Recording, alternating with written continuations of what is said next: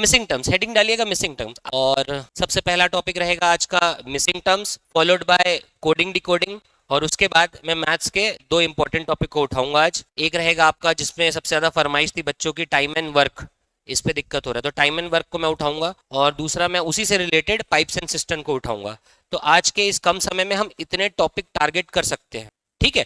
थोड़ा सा fast track रहने वाला है, हो सकता है बहुत सारे बच्चों को असुविधा हो, लेकिन एक चीज याद रखिएगा, यहाँ पर जो भी चीज हम कर रहे हैं, ठीक है, इसका पीडीएफ मैं आपको दे दूंगा, ठीक है, ताकि आप यहाँ पर क्लास में जब मैं किसी चीज को समझाऊं तो अच्छे से ध्यान से समझें, और बाद में जब आपको पीडीएफ प्राप्त हो जाए तो आप खुद में प्रैक्टिस कर सकते हैं। अगर फिर से इसमें डाउट जनरेट होता है तो मैं तो हमेशा यहाँ पर रहता ही हूँ बिल्डिंग में। आप सुबह लगभग 10 से लेकर 5 बजे के बीच एनी टाइम आकर मुझसे गणित के किसी भी सवाल पर आप मुझसे अपने डाउट जो है वो शेयर कर सकते हैं, और मैं कोशिश करूंगा कि वो सारे डाउट के सॉल्यूशंस मैं आपको प्रोवाइड करूं। क्लियर है? इस तरीके से हम लोग आगे बढ़ेंगे। चलिए स्टार्ट करते हैं। मिसिंग टर्म्स, लुप्त पद ज्ञात करना। और ये लुप्त पद जो है ना, ये one of the complicated subjects रहा है भाई, one of the complicated topic रहा है, बच्चों को बहुत ज्यादा परेशान करता है। और मैं इस चीज की भी गारंटी नहीं दे सकता कि ये चैप्टर हम कंप्लीट कर लें उसके बाद दुनिया के सारे क्वेश्चन हम सॉल्व कर लेंगे। जैसे जब हम टाइम एंड वर्क पढ़ेंगे ना, तो मैं टाइम एंड वर्क पढ़ाने के बाद ये कह सकता हूं कि भाई दुनिया के 99% क्वेश्चन आप सॉल्व कर लेंगे, मैं उस चीज की गारंटी ले सकता हूं। पाइप्स एंड सिस्टम पढ़ने के बाद मैं ये गारंटी ले सकता हूं कि 99% क्वेश्चन तो आप सॉल्व कर लेंगे। लेकिन जब बात होती है ना मिसिंग टर्म्स की, तो मिसिंग टर्म्स में मैं गारंटी नहीं ले सकता कि आप जो है 90% भी सॉल्व कर पाएंगे, क्योंकि ये इतना वाहियात चैप्टर होता है ना कि ये किसी ना किसी के दिमाग की उपज होती है। कोई भी किसी के भी दिमाग में कुछ भी उटपुटांग क्वेश्चन आया वो इसमें डाल दिया, और अगर हमारा थिंकिंग उस आदमी के थिंकिंग से मैच कर गया तो हमारा आंसर आ जाएगा, नहीं मैच किया तो नहीं आएगा। एक एग्जांपल लेकर के देखते हैं, जैसे कि फॉर एग्जांपल यहां पर लिख दूं मैं 1, यहां पर लिख दूं मैं 2, यहां पर लिख दूं मैं 3, यहां पर लिख दूं मैं 4, यहां पर लिख दूं मैं 5, तो यहां पर क्या आएगा? क्या आएगा? 6। ऑब्वियस सी बात, आप लोगों को लग रहा है 6, मैं बोलता हूं गलत है। मैं कहता हूं गलत है। क्यों गलत है? क्योंकि यहां पर 6 नहीं आएगा, यहां पर आएगा एनीबॉडी आर, यहां पर आएगा आर। और मैं एक्सप्लेन भी कर सकता हूं क्यों आएगा आर। क्यों? क्योंकि ये ना, ये क्या है? ये गियर है। किसका गियर है? कार का गियर है। और कार के गियर में ऊपर first gear, second gear, third gear, fourth gear, fifth gear और रिवर्स गियर। तो क्या मेरी सोच आपके सोच के साथ मैच खाई? नहीं खाई। कुछ लोगों की शायद खाई होगी, तो उनको भी लगा होगा कि हाँ आर आ सकता है। तो ये वाली बात है, ये मेरे दिमाग की उपज थी, ये प्रश्न मेरे दिमाग का उपज था। और यही चीज होता है मिसिंग टर्म के साथ। तो सामने वाले ने जिस माइंड सेट के साथ उस क्वेश्चन को सेट किया है, वो अगर हमारा मैच खा जाए तो हम इस प्रकार के क्वेश्चन को सॉल्व कर सकते हैं। वरना फिर ऐसा रहेगा कि 1 मिनट के अंदर अंदर निकलना है इस क्वेश्चन से। ईगो में बिल्कुल भी नहीं लेना है। हमारा टारगेट रहता है कि जिन एग्जामों में जो क्वालिफाइंग इन नेचर नहीं होते, जैसे पीएससी के अलावा जो स्कोरिंग पेपर होते हैं, उसमें हमारा ऐसा प्रयास रहता है कि हम लगभग 90% क्वेश्चन मैथ्स के बना करके आए। और वो जो 90% में जो 10% आप छोड़ते हो ना, वो एक इस चैप्टर का है, मिसिंग टर्म्स। मिसिंग टर्म्स के क्वेश्चन की श्योरिटी हम नहीं लेते। और एक और चैप्टर होता है काउंटिंग फिगर्स, आकृतियों की गणना, इसका भी हम गारंटी नहीं ले सकते। हम कितनी भी पढ़ाई कर लें, अब आदमी समझ लो हमने पढ़ाई की है भाई, काउंटिंग फिगर्स में हमने इस प्रकार की तैयारी करके गए हैं हम, ठीक है, इस प्रकार के फिगर को हम तैयार करके गए हैं, पढ़े हैं इसके बारे में कि इसमें कितने ट्रायंगल्स है, और मैंने आपको तैयार करा दिया गिनना। लेकिन सपोज एग्जाम में पढ़े ये हैं और एग्जाम में आ गया कोई सा मोबाइल टावर, अपने घर के सामने के मोबाइल टावर को बना दिया वो आपके लिए, और आपको कह रहा है कि गिनो इसमें कितने ट्रायंगल्स है। ये सब कुछ हो सकता है। तो पढ़कर कुछ और गए हैं, पूछ रहा है कुछ और। बात समझ में आ रहा है? तो 2 चैप्टर है पूरे रीजनिंग में जो बच्चों को बहुत ज्यादा परेशान करते हैं। वन इज मिसिंग टर्म और वन इज काउंटिंग फिगर्स, जिसको पढ़ने के बाद भी हम ये गारंटी नहीं ले सकते कि हमसे सारे क्वेश्चन बनेंगे। जबकि बाकी चैप्टर्स में मैं ले सकता हूं भाई, हम कोडिंग डिकोडिंग करेंगे, मैं कह सकता हूं कि आपसे 95-99% क्वेश्चन बनेंगे। मैं आपको टाइम एंड वर्क पढ़ाऊंगा, पाइप्स एंड सिस्टम पढ़ाऊंगा, मैंने आपको कोडिंग डिकोडिंग पढ़ाया है, मैंने आपको सीरीज पढ़ाया है, वहां पर हम कह सकते हैं भाई बच्चों से लगभग अब सब क्वेश्चन बनेगा। बट ये 2 चैप्टर्स है ना, इससे बहुत ज्यादा मोहब्बत करना नहीं है, ठीक है। हाँ, फिर भी ऐसा नहीं कि पूरा छोड़ के चले जाना है, हम प्रयास करेंगे भाई कि बेसिक क्वेश्चन जो लगभग सबसे बन जाता है वो हमसे भी बन जाए, ठीक है। तो इसी के साथ हम चालू करेंगे हमारा मिसिंग टर्म्स, लुप्त पद। चलिए देखिएगा क्वेश्चन, जल्दी से ड्रॉ कर लो इस क्वेश्चन को, जल्दी से ड्रॉ कर लो। एक सर्कल दिख रहा है, कुछ नंबर्स लिखे हुए हैं, और इसी में एक क्वेश्चन मार्क भी जनरेट किया हुआ है। इस क्वेश्चन मार्क के स्थान पर कौन सी संख्या आएगी ये हमको ज्ञात करना है। इस क्वेश्चन मार्क के स्थान पर कौन सी संख्या आएगी ये हमको ज्ञात करना है। एक प्रयास आप लोग कर ले। कितना आ रहा है? कितने लोगों का आंसर 40 आ रहा है? कितने लोगों का आंसर इसके अलावा कुछ और आ रहा है? कुछ और? किसी का नहीं? क्या आ रहा है? 37? नहीं यार, 37 तो रॉन्ग है, ये शायद ऑप्शन में भी ना हो। चलो भाई समझते हैं इस बात को। देखो आप लोग क्या कर रहे हैं, इसको कुछ इस तरीके से देख रहे हैं कि 12 से 13 हुआ, एक बढ़ा, 13 से 15 हुआ, कितना बढ़ा, 2, 15 से 18 बढ़ा, 3, और 18 से 22 बढ़ा, 4, और 22 से 27 बढ़ा, 5, 27 से 33 बढ़ा यानी 6, और अगला क्या होगा। हाँ, अगर आप इस तरीके से सोच रहे तो बिल्कुल आपकी सोच में कोई दिक्कत नहीं है, +7 करने पर 40 आएगा। ठीक, कहने का मतलब ये कुछ इस तरीके से दिख रहा है कि भाई 12 था, 13 था, 15 था, ठीक है, फिर 18, फिर 22, फिर 27, फिर 33, और अब क्या। अब अगर मैं इसको इस तरीके से लिखता हूं तो ये किसका क्वेश्चन बन गया, सीरीज का, और सीरीज में अगला पद डेफिनेटली क्या हो जाएगा, 40 हो जाएगा। सीरीज का अगला पद तो 40 है, लेकिन इसको ना एक और तरीके से भी लिखा जा सकता था कि डैश 12, 13, 15, 18, 22, 27 और फिर 33। क्या गलती है इसमें, कुछ गलत नहीं है भाई, आपके मानने के ऊपर है। आप ये मान रहे हो कि यहां से चालू हो रहा है, कोई बच्चा मान लिया कि नहीं चालू यहां से हो रहा है, ये पहला, ये दूसरा, ये तीसरा। अब इसके अकॉर्डिंग क्या आएगा बताओ आंसर, ये 1 बढ़ा, ये 2 बढ़ा, ये 3 बढ़ा, ये 4 बढ़ा, ये 5 बढ़ा, ये 6 बढ़ा, तो ये कितना बढ़ा, तो ये 0 बढ़ा। 0 बढ़ा का मतलब 12 का 12।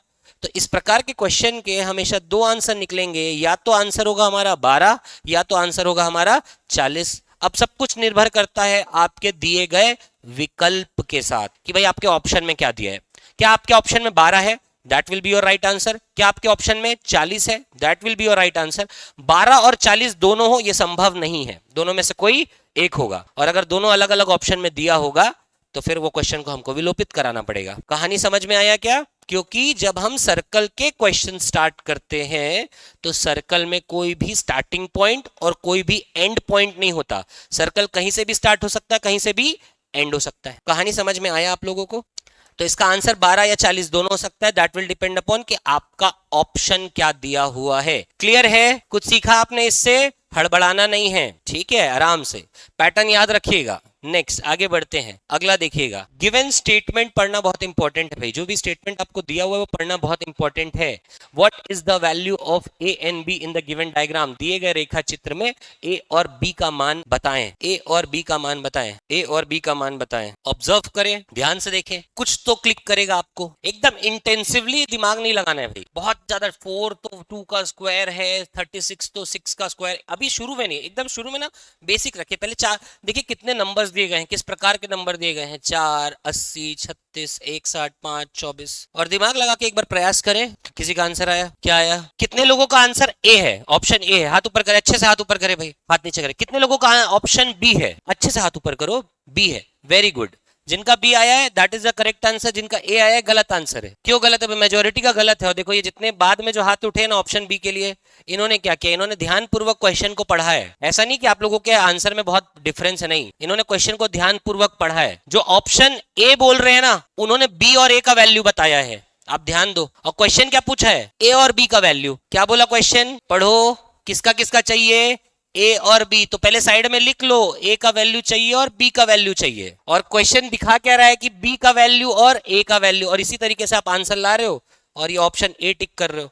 यही तुम्हारे एग्जाम में होगा। आपको लगेगा कि हाँ यार ये तो बहुत सिंपल क्वेश्चन है, क्लिक कर गया, ए ऑप्शन टिक करके आ गए, एग्जाम हॉल के बाहर निकलते ही अपने कपड़े फाड़ने लग जाओगे, बन गया बन गया। और बस फिर वही होता है, मम्मी पूछती है पेपर कैसा गया, अच्छा गया, मम्मी सोचती निकल जाएगा, रिजल्ट आया, क्या हुआ, नहीं निकला। इसीलिए वो अच्छा तो जाता है पेपर पर सिलेक्शन नहीं होता। क्यों, क्योंकि इतनी सी बात है यार, सॉल्व सही किया है सभी ने, लगभग सभी ने सही किया है, लेकिन वो पूछा क्या है उसको एक बार देख लो ना। आपका जब आंसर आ जाए ना तो सही आंसर आने के बाद ये रिस्क बिल्कुल नहीं लेना है, दोबारा एक बार क्वेश्चन पढ़ना है, देखना है कि जो वो पूछा है वही बता रहे हो ना, हमेशा देखना। और ऐसे मिस्टेक अक्सर तुम्हारे साथ वाले क्वेश्चंस में भी होते हैं, दिए गए कथनों में कौन सा असत्य है और तुम टिक करके आ जाते हो सत्य। और जनरली तुम्हारे साथ होगा कि ऐसे क्वेश्चन के आंसर ए ऑप्शन में छुपे होते हैं। मैं बार बार ये कहता हूं, ऑप्शन ए आता है ना, 2 बार चेक किया करो, ठीक है। तो करेक्ट आंसर इज ए का वैल्यू। देखो कर क्या रहे हैं, सब संबंध ढूंढने का प्रयास किया, संबंध कुछ ज्यादा मिला नहीं तो देखा कि 4 का 36 से क्या है और 80 का 160 के साथ कैसा संबंध है। एक सेकेंड ना, चलिए। तो 4 का 36 के साथ कैसा संबंध है भाई कि 9 गुना, और 80 का 60 के साथ कैसा संबंध है भाई 2 गुना। सेम यहां पर लॉजिक अप्लाई करने पर 4 का 36 से इधर वाले का 9 गुना तो इधर वाले का भी 9 गुना, इधर वाले का 2 गुना तो इधर वाले का भी 2 गुना। 9 गुना करने पर 45 और 2 गुना करने पर 48। हमको पूछा था ए और बी का मान, तो ए का मान 48, बी का मान 45। आंसर होगा हमारा 48 और 45, ऑप्शन नंबर बी। क्लियर है? आगे बढ़ते हैं भाई। नेक्स्ट क्वेश्चन, 3, 15, 27, 6, 31, 56, फिर 9 क्वेश्चन मार्क 81। बना लिया? चलिए, ऐसे क्वेश्चन को सॉल्व करने के लिए कुछ तरीके होते हैं जिनको डिस्कस करना बहुत इंपॉर्टेंट है, वरना बच्चे अक्सर फंसते हैं इस टाइप के क्वेश्चन। देखो, स्टेप बाय स्टेप समझेंगे क्या करना रहता है ऐसे क्वेश्चन के साथ। जब भी आपको इस प्रकार का प्रश्न दिया जाए जहां पर आकृतियों का प्रयोग किया जाए, यानी किसी प्रकार से डिजाइन विजाइन बना हुआ है, अगर ऐसा बना हुआ है तो पहला स्टेप है कि आप क्या करिएगा, ये डायग्राम को अलग अलग तरीके से देखिएगा, अलग अलग करके देखिएगा। कहने का मतलब है आप पहले इसको ऑब्जर्व करें, इसको ऑब्जर्व करें, फिर इसको ऑब्जर्व करें। बच्चे अक्सर गलती क्या करते हैं, वो सीधे सीधे तुलना करने लग जाते हैं। अरे 3, 6, 9 ऐसा करने लग जाते हैं, ये गलत है। पहले आपको विद इन द डायग्राम देखना है, विद इन द डायग्राम कुछ संबंध मिलेगा, अगर नहीं मिलेगा फिर डायग्राम और डायग्राम की आपस में हमको तुलना करनी है। बात समझ में आया क्या? पहले हमको विद इन द डायग्राम देखना है और उसके बाद अगर कुछ मिला तो ठीक, नहीं मिला तो डायग्राम टू डायग्राम कंपेयर करेंगे। आप सीधे सीधे क्वेश्चन देखा और 3, 6, 9, 15, 31 और इस तरीके से अगर आगे बढ़ोगे तो आप गलत कर रहे हो। पहला स्टेप क्या है? सिंगल डायग्राम को ऑब्जर्व करना है। कुछ रिलेशन मिला, वही रिलेशन दूसरे डायग्राम में ढूंढना है। अगर मिल गया तो उसी संबंध के अनुसार हमें तीसरे डायग्राम में आंसर देना है। क्लियर है? जैसे यहां पर सबसे पहले अगर मैं ध्यान से देखूं तो क्या 3, 15 और 27 में संबंध है? क्या 3, 15 और 27 में संबंध है? बिल्कुल है। किस तरीके का संबंध? देखो तो, अगर मैं ऊपर वाले को नीचे वाले से जोड़ दूं, अगर मैं ऊपर वाले को नीचे वाले से जोड़ दूं तो कितना हो जाएगा? ये 30। और अगर मैं दोनों के योग का आधा कर दूं तो 30 का आधा हो जाएगा कितना? 15, जो कि हमारा मिडिल नंबर बन रहा है। आगे बढ़ते हैं। यही लॉजिक मैं यहां करने का प्रयास करता हूं। अगर मैं ऊपर वाले नंबर को नीचे वाले नंबर से जोड़ दूं और जोड़ने के बाद मैं योग का आधा कर दूं तो मुझे यहां परिणाम मिलेगा 31, जो कि बीच वाले नंबर के बराबर है। तो अब हमको मिल गया। अब हम क्या करेंगे भाई? वैसे ही 9 और 81 को हम जोड़ देंगे, आधा कर देंगे तो हो जाएगा 90 और 90 का आधा होता है 45। हमारा करेक्ट आंसर होगा 45। समझ में आया? ये लॉजिक भूलना मत। पहले हमको एक ही डायग्राम को ध्यान से देखना है, कुछ लॉजिक ढूंढना है, दूसरे में भी वो ट्राई करना है। अगर सेट हो गया तीसरे का आंसर देना है। डायरेक्ट कंपेयर नहीं करना है। और अभी आप लोग शायद कर भी रहे होंगे डायरेक्ट कंपेयर। 3 का 6 का 9, 15, 31, 15 दूनी 30, एक ज्यादा, तो वैसे ही तुम लोग शायद ये कर रहे होगे 31 दूनी 62, एक ज्यादा 63। कितने लोगों का 63 आंसर आ रहा था? एनीबडी नहीं किया ये मिस्टेक? Very good. फिर अगर किसी ने ये मिस्टेक नहीं किया, बहुत अच्छी बात है। आप लोग भी इसी तरीके से सॉल्व कर रहे थे क्या, कंपेयर करते हुए? Very good. हर क्वेश्चन में पहला स्टेप यही होना चाहिए कि विद इन द डायग्राम हम डिजिट्स को कंपेयर करें। आगे बढ़े हैं, चलो नेक्स्ट। 13, 16, 24, 26, 48, 32, 96, 64 question mark. आगे कितना लिखा है बेटा? ठीक, हाँ आ गया। ठीक ठीक, चलो भाई आगे बढ़ते हैं। अब जब आप इस क्वेश्चन को सॉल्व करेंगे तो आप पहले डायग्राम टू डायग्राम देखेंगे, इस डायग्राम में ऑब्जर्व करेंगे और कुछ खास आपको मिलेगा नहीं। ठीक, तो अब हम क्या करेंगे? अब हम डायग्राम टू डायग्राम कंपेयर करने का प्रयास करते हैं। डायग्राम टू डायग्राम कैसे? मतलब देखो, यहां पर क्या है? 24, यहां पर क्या है? 48। 24 और 48 का संबंध है, सीधे सीधे दिख रहा है, डबल किया। अच्छा, इस 48 को 96 से कंपेयर करेंगे, संबंध है? बिल्कुल है। क्या किया? डबल। चलो, 16 का 32 से संबंध है, डबल किया। 32 का 64 से संबंध है, डबल किया। तो बहुत साफ क्लियरली दिख रहा है कि 13 का डबल क्या है? 26। 13 का डबल क्या है? 26। और 26 का डबल क्या है? तो 26 का डबल क्या है? 52। करेक्ट आंसर क्या होगा? 52। कोई ऐसा बच्चा है जिसका आंसर 39 आ रहा था? मेरे को पता है ना, क्योंकि इसमें ऑप्शन डालेंगे हम। 52 एक ऑप्शन, ए ऑप्शन डालेंगे 39, फिर बी ऑप्शन डालेंगे 52। चलो आगे बढ़ते हैं भाई, बड़े ध्यान से करना है ना। नेक्स्ट, विभिन्न प्रकार की आकृतियां देखने को मिलती हैं इसमें, अजीबोगरीब डिजाइन देखने को मिलते हैं इसमें। जनरली ए ऑप्शन जो है ना वो 8 रख दिया जाएगा, ए ऑप्शन 8 रख देगा वो। अगर इसका ए ऑप्शन सेट करना होगा ना तो 8। और ये बहुत ललचाने वाले क्वेश्चन रहते हैं। ये क्वेश्चन बहुत ललचाता है, ललचाता है ना, छोड़ने का मन नहीं करता, कुछ तो करके आ जाओ लगता है, ऐसे वाले क्वेश्चन। आकृति सिंबल्स बनाइए, एकदम वैसे ही मत बनाओ, ऐसे गोल गोल कर लो, क्रॉस। क्यों कह रहा हूँ आकृति बनाओ, दैट इज इंपॉर्टेंट, सिंबल बनाना हमारे लिए इंपॉर्टेंट है। चलिए करे क्या, देखो भाई ये क्वेश्चन ललचाता क्यों है, अगर बन गया आंसर आ गया तो वेरी गुड, अगर नहीं आता ना तो क्या लगता है पता है, 8 है, 8 है, यहाँ भी 8 कर देते हैं। बहुत मेहनत करने के बाद, टाइम देने के बाद कुछ समझ नहीं आता ना तो 8 और 8 और क्वेश्चन मार्क और ऑप्शन में जब 8 दिख जाता है ना तो मन पूरा कहता है लगा दे भाई, नहीं बन रहा कोई दिक्कत नहीं, 8 लगा दे। 50% संभावना है सही होगा, 50% संभावना है गलत होगा, और 100% गलत ही है ये 8। ललचाने वाला क्वेश्चन है, इस ऐसे प्रकार के क्वेश्चन का आंसर कभी भी 8 तो नहीं हो सकता, ये अगर 8 हो रहा होगा तो वो देगा नहीं है क्वेश्चन, पूछेगा नहीं। अब क्या होता है, ऐसे क्वेश्चन का पैटर्न याद रखिएगा, फिक्स है ऐसे क्वेश्चन का पैटर्न। इस प्रकार के डिजाइन जब भी आपको देखने को मिले, पैटर्न फिक्स है। एक नियम इसमें हमेशा लागू होगा, वो ये कि बाहर के नंबरों के ऑपरेशन से अंदर वाला नंबर आएगा। समझना बात को मैं क्या कह रहा हूं। यहां पर अगर आप ध्यान से देखेंगे तो ये एक ऐसा नंबर है जिसको घेरे हुए 4 नंबर है, ये एक ऐसा नंबर है जिसको घेरे हुए 4 नंबर है, और यहां भी एक ऐसा नंबर आएगा जिसको घेरे हुए 4 नंबर है। और जब भी इस प्रकार का क्वेश्चन आए तो याद रखना, बाहर के नंबरों से ही अंदर के नंबर का निर्माण होगा, बाहर के नंबरों से अंदर के नंबर का निर्माण होगा, और यहां भी वही नियम काम करेगा। अब ऑपरेशन क्या हो सकता है, दैट डिपेंड्स, प्लस कर रहा है, माइनस कर रहा है, मल्टीप्लाई कर रहा है, डिवाइड कर रहा है, या एक साथ plus minus, plus multiply, divide और माइनस, ऐसा कुछ कर रहा हो तो वो ऑपरेशन हमको पहचानना पड़ेगा। अब ध्यान से देखने पर यहां पर समझ में आता है कि अगर मैं सभी छोटे नंबरों को क्या करूं, ऐड करूं, अगर मैं छोटे नंबरों को यानी 3, 4 और 1 को जोड़ दूं तो मुझे मिलता है कितना, 8। और अगर इस छोटे नंबरों के योग को मैं बड़े नंबर से घटा दूं, 16 माइनस 8 कर दूं तो मुझे मिलेगा 8। ठीक, यानी मैं कर क्या रहा हूं एग्जैक्टली, तो ये बड़े नंबर से बाकी सब नंबर को घटा रहा हूं। 16 में 3 कम किया 13, 13 में 4 कम किया 9, और 9 में 1 कम किया 8। यही लॉजिक यहां लगाते हैं। 20 में 5 कम किया 15, 15 में 3 कम किया 12, 12 में 4 कम किया 8, तो सेम लॉजिक यहां लगा दो। 18 में 5 कम किया 13, 13 में 4 कम किया 9, और 9 में 6 कम किया, आंसर आएगा हमारा कितना, correct answer is 3, option number B. तो यहां से आपने क्या सीखा है कि बाहर के नंबरों के ऑपरेशन से ही अंदर का नंबर बनेगा, ये फिक्स है।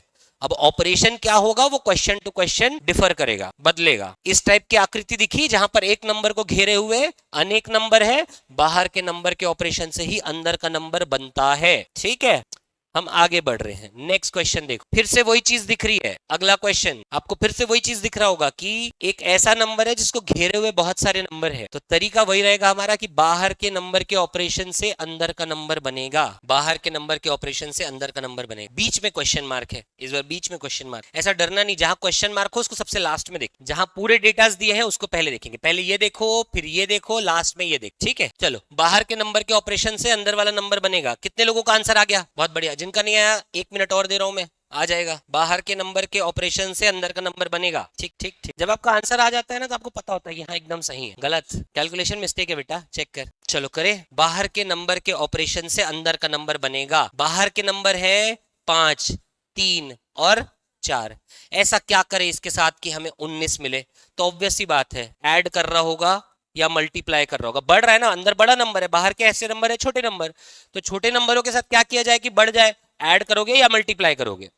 अब यहां पर अगर ध्यान से देखा जाए तो ये मल्टीप्लाई भी कर रहा है और ये ऐड भी कर रहा है। किस तरीके से कि 5 तिया 15 और प्लस 4, और बॉडमास का पालन करना है ना। आप लोग बॉडमास जानते हो, कौन बताएगा क्या होता है बॉडमास? हाँ बेटे बता, चल बैठ जा, पैसे पैर टूटा हुआ है। हाँ, बॉडमास का मुझे मतलब बता दो। ब्रैकेट को ओपन करेंगे, ठीक है, बी से ब्रैकेट को ओपन करेंगे, लगभग सही है। और कोई कुछ डिफरेंट? हाँ महाराज, ऑफ। कौन सा वाला ऑफ? मल्टीप्लाई वाला, वेरी गुड। बच्चे ना इसी को भूल जाते हैं, बच्चे इसी को भूलते हैं। ये जो है ना, this is bracket, division, multiplication, addition और सब्सट्रैक्शन। ये ओ को ना इन लोग बोलते हैं ब्रैकेट ओपन। ब्रैकेट ओपन नहीं है, दिस इज ब्रैकेट है, ये ब्रैकेट है, ये अगला ऑपरेशन है, दैट इज ऑफ का। ऑफ का मतलब जैसे कि फॉर एग्जाम्पल मैं बता रहा हूं 10% ऑफ 30, ये लिखा है, तो यहां पर ये जो ऑफ लिखा है इसका मतलब क्या होता है? मल्टीप्लाई।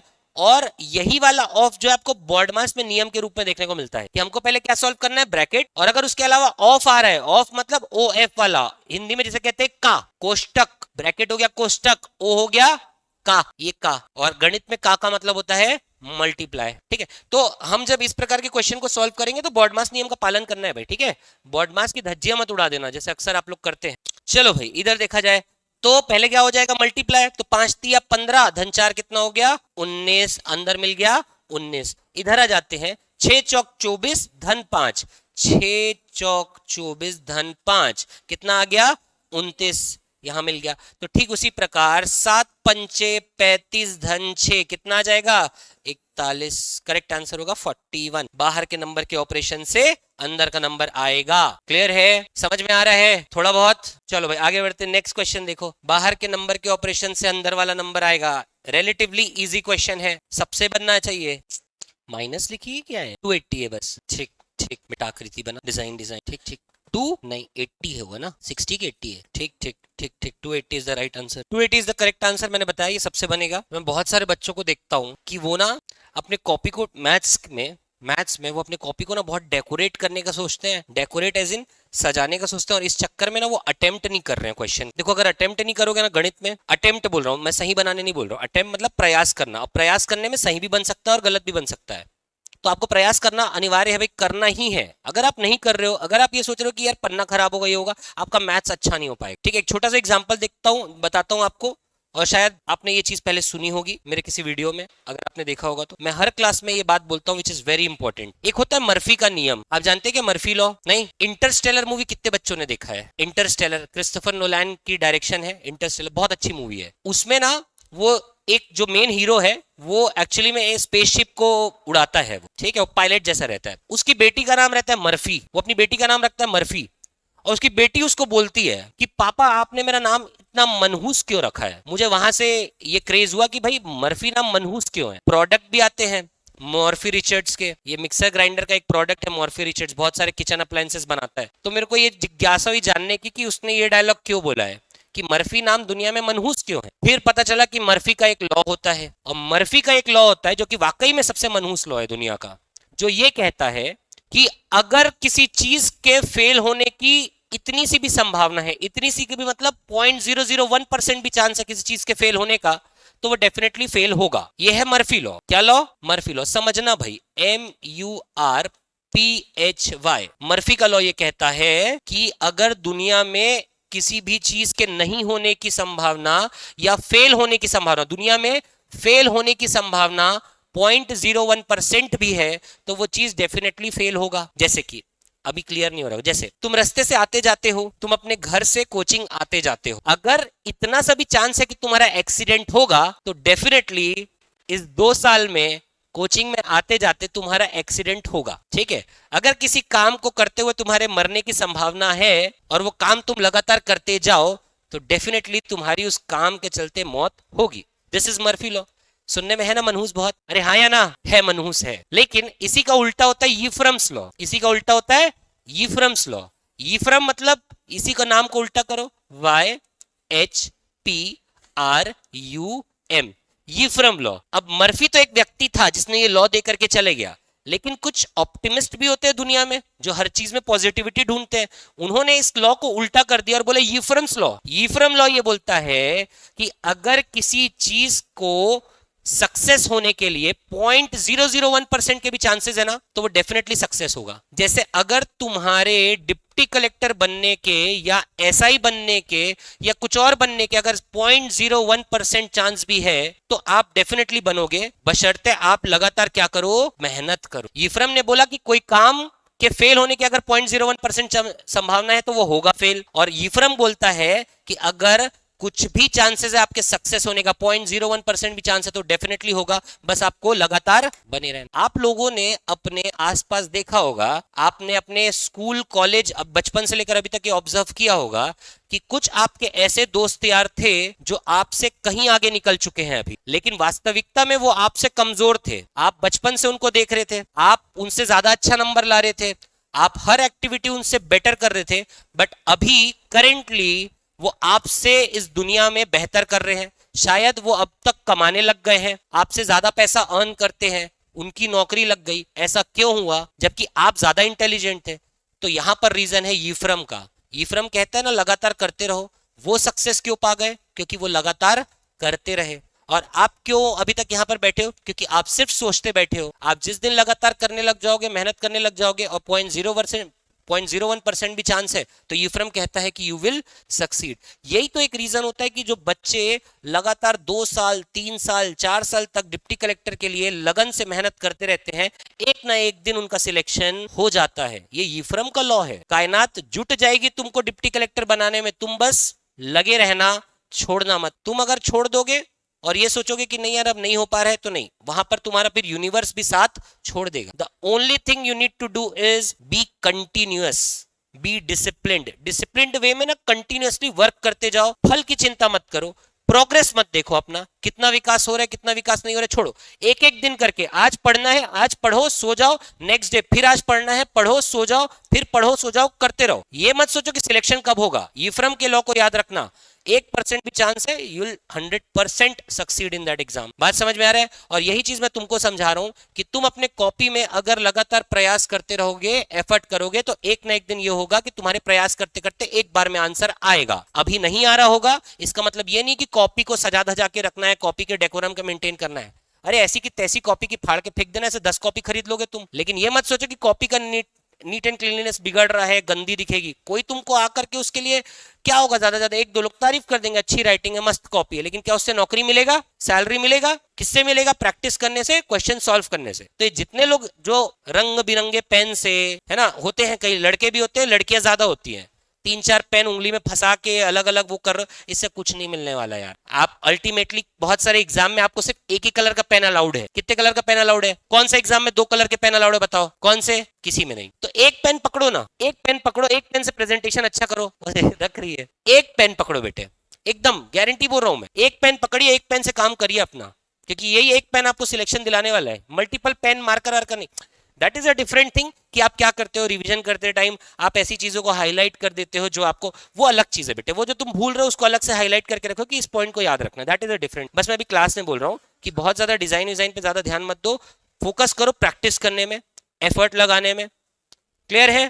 तो जितने बच्चे ना मुझे मेहनत करते दिखने चाहिए कॉपी में, भले गलत बने, क्योंकि अगली बार जब रिवाइज करोगे तब ये भी तो दिखेगा कि ये इस तरीके से बनाया था, ये गलत है, ऐसा नहीं करना है। चलो, ये क्वेश्चन का आंसर सभी का आ गया होगा। कितना है? 200। क्या दिख रहा है भाई? बाहर के नंबरों से अंदर का नंबर बनेगा। और यहां पर क्या हो रहा है? 1 into 2 into 3 into 4 result in 24। यहां पर क्या दिख रहा है? 3 इंटू 4 इंटू 5 इंटू 6 रिजल्ट आएगा 360। तो ठीक उसी प्रकार 5 इंटू 2 इंटू 7 इंटू 4 रिजल्ट आएगा 280।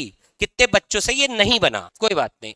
चलो अगला क्वेश्चन देखो भाई। ये ब्लर है क्या? समझ में आ रहा है क्या? आई हाईलाइट। चलो, ये 2 है, 6 है, 168 है, 2 है, 3 है, 3 5 120 1 एंड 2 2 3 5 4 क्वेश्चन मार्क। अब ठीक है, स्टार मार्क कर ले, क्वेश्चन को स्टार मार्क कर ले। 2 6 2 3 3 5 1 2 2 3 4 5। कंडीशन वही है, बाहर के नंबरों के ऑपरेशन से अंदर का नंबर आएगा। इस नियम में कोई भी बदलाव नहीं है। डन। इतने देर में अगर आंसर आ जाए तो ठीक है, ना आए तो क्वेश्चन आगे बढ़ जाना है। ठीक है, एग्जाम हॉल में अगर इतने देर में आंसर नहीं आया, ईगो में नहीं लेना है, आगे बढ़ जाना है। अच्छा, किसी बच्चे का आंसर आया क्या? क्या आया? 190। Very good. चलो भाई देखते हैं क्या हो रहा है। मैंने क्या बताया? बाहर के नंबरों के ऑपरेशन से अंदर का नंबर आएगा। बाहर के नंबरों का ऑपरेशन करते हैं चलो।